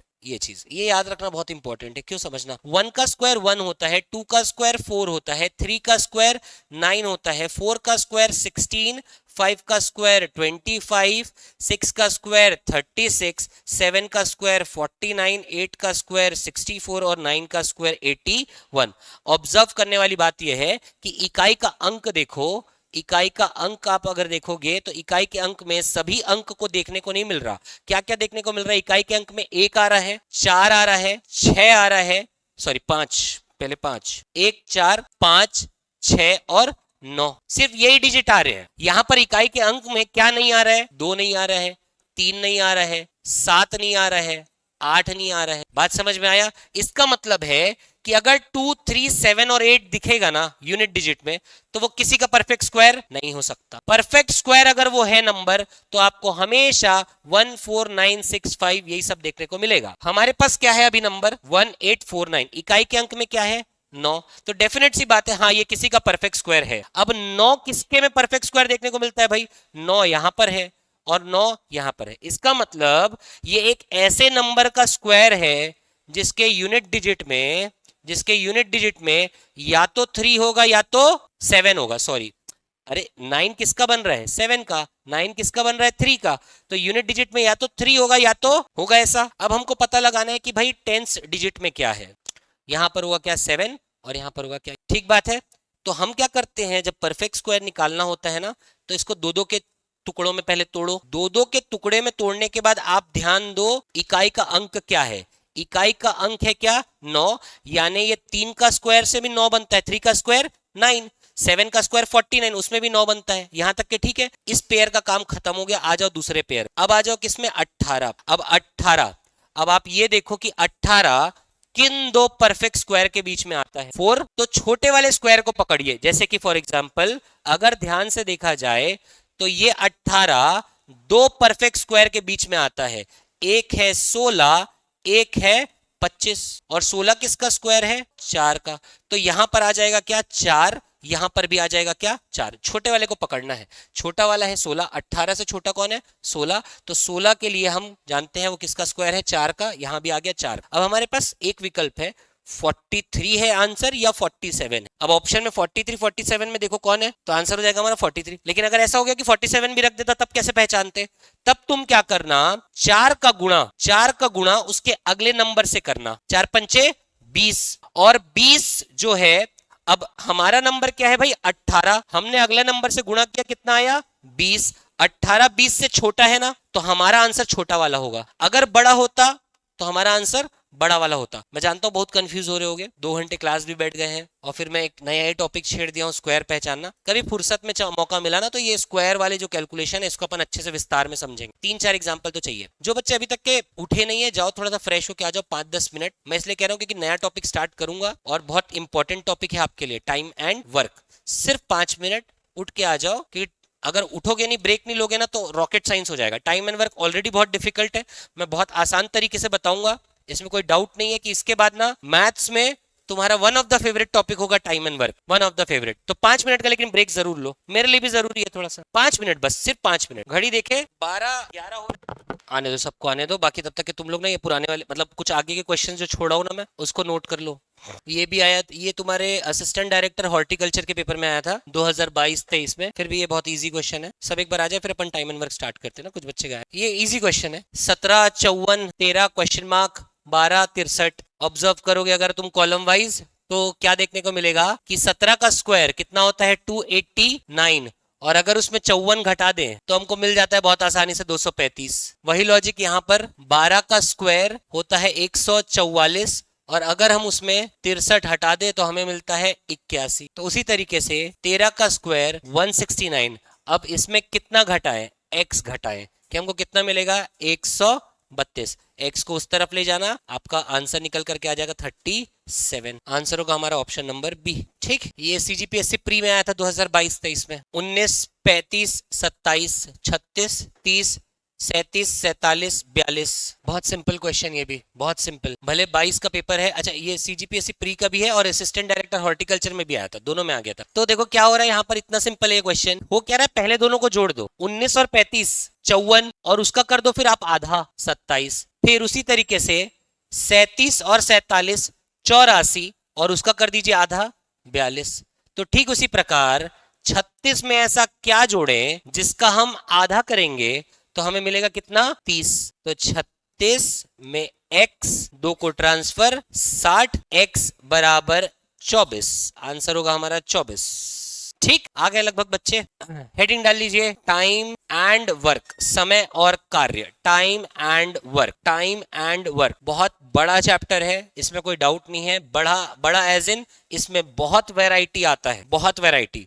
और आपके एग्जाम में ना मेरा ये मानना है कि अरिथमेटिक में, अंक गणित में जब हम कहते हैं अरिथमेटिक, तो तो अरिथमेटिक यानी अंक गणित का मतलब होता है कि आपको अंकों के साथ क्या करना है। जनरली चार ही ऑपरेशन कर रहे होते हैं, प्लस माइनस मल्टीप्लाई और डिवाइड, प्लस माइनस मल्टीप्लाई और डिवाइड। हम यही करते हैं अंक गणित में, जनरली हमारा यही ऑपरेशन रहता है। जैसे जब हम बात करते हैं अरिथमेटिक की, तो अरिथमेटिक में हम क्या पढ़ते हैं, नंबर सिस्टम। नंबर सिस्टम में हम क्या करते हैं भाई, या तो मल्टीप्लाई करते हैं, या तो प्लस करते हैं, या तो माइनस करते हैं। वैसे ही अगर आप देखोगे परसेंटेज, परसेंटेज भी अरिथमेटिक का पार्ट है। क्यों? क्योंकि परसेंटेज में भी आप क्या करते हो, या तो मल्टीप्लाई करते हो या तो डिवाइड कर रहे हो। तो ये मल्टीप्लाई डिवाइड करने वाले जितने भी ऑपरेशन वाले जो चैप्टर्स होते हैं ना, उनको अरिथमेटिक में रखा जाता है। तो अरिथमेटिक में आप देखोगे तो one of the toughest chapter होता है आपका टाइम एंड वर्क, समय और कार्य, और इसी का एप्लीकेशन होता है पाइप्स एंड सिस्टम, पाइप और टंकी, पाइप और हौज के नाम से भी इस चैप्टर को जाना चाहते हैं। और अरिथमेटिक में लगभग सभी बच्चों का कमांड अच्छा होता है, लेकिन ये दो चैप्टर होते हैं जिसमें कमांड उनका बहुत वीक होता है, ये परेशान करता है। कभी कभी अरिथमेटिक में ही ना प्रोबेबिलिटी, ये भी एक चैप्टर है। हालांकि प्रोबेबिलिटी के क्वेश्चन ऐसा ही में देखने को नहीं मिलता, टाइम एंड वर्क के देखने को मिलते हैं, लास्ट ईयर भी आया था। तो ये दो चैप्टर है जो ना बच्चों से छूटता है, और ये दो चैप्टर ही ना आपको वनडे एग्जाम में बहुत आगे लेकर के जा सकता है। क्योंकि मैं बताया ना, ये चैप्टर इतने कॉम्प्लिकेटेड होते हैं, बच्चे डर से जाते हैं। अगर आपसे बनता है ये क्वेश्चन, तो ये आपको बाकी लोगों से बहुत ऊपर लेकर के जाता है। लगभग 90% लोगों से तो ये नहीं बनता, 10% लोगों में आप शामिल हो सकते हो अगर ये चैप्टर आपको अच्छे से बनेगा तो। ठीक है, तरीके हैं जिसको इसको हम सिंपल तरीके से समझने का प्रयास करेंगे, लेकिन कुछ चीजें ऐसी कॉन्क्रीट चीजें हैं जिसको हम बदल नहीं सकते, और उन्हीं चीजों में होते हैं बेसिक डेफिनेशन। तो स्टार्ट करेंगे बेसिक डेफिनेशन के साथ, समझेंगे चीजों को। हेडिंग डाल लीजिए टाइम एंड वर्क, और टाइम एंड वर्क में अब आपका पहला जो हमको टर्म समझना है वो है वर्क एफिशिएंसी।